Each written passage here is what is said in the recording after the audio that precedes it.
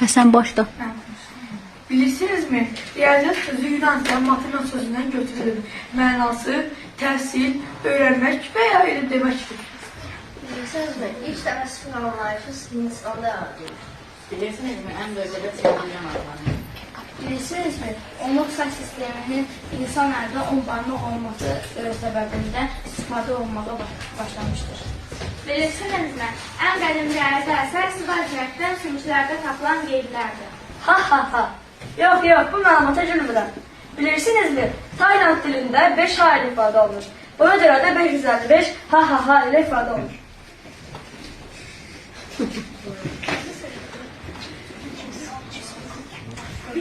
Bilirsinizmi? Bir an 0,1 saniyə bərabər zaman müqayisədir.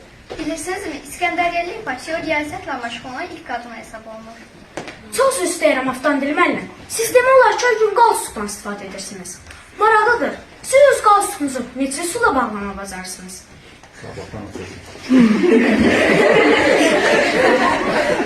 Bilirsinizmi? Riyazi alimlər bunu hesablama bacarmışlar. Onların hesablamalarına görə qalstuku bağlamaq üçün düz 177.147 üsul var.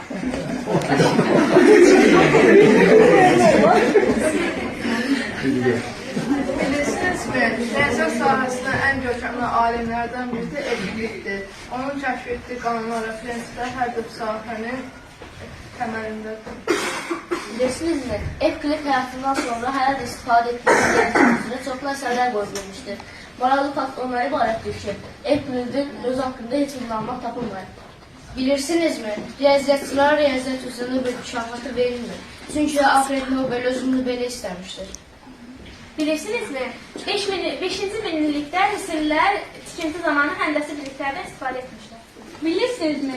Perimetre eyni olan bütün həndəsi figurlar arasında dairə ən böyük sahəyə malikdir. Bilirsinizmi? Həndəsi üstələr vasitəsilə böyük Yunan alimi Eratosfen yer kürəsinin çevrəti hesablamağı bacarmışdır. Lakin maraqlı faktlardan ibarətdir ki, müasir hesablamalar Yunanlıların yalnız kiçik məsafə yol vericilərini göstərir. Bilirsinizmi? Trapesiya həndəsi figurlardan biridir. Masaya oxşadığı üçün tarixi tarixlərdə masa mənasını verən qədim Yunan trapesiya sözündən götürülmüşdür. Bilirsiniz, dünyada en çok sevilen rəqəm 7'dir. 7 aritmetik olarak digər rəqəmlərə bənzəməz. Digər rəqəmlər bir şəkildə birbiriyle toplanıb, vurulur, bölünür. 3 ise ikinci sevilen rəqəm. Mügən məndən yaxın dostumdur. Bilirsinizmi? İnsanlar arasında olduğu kimi rəqəmlər də öz aralarında dostluq edirlər. Bir ədədin müxtəlif bölənlərinin cəmi digər ədədlə bərabərdirsə, belə ədədlər dost ədədlər adlanır.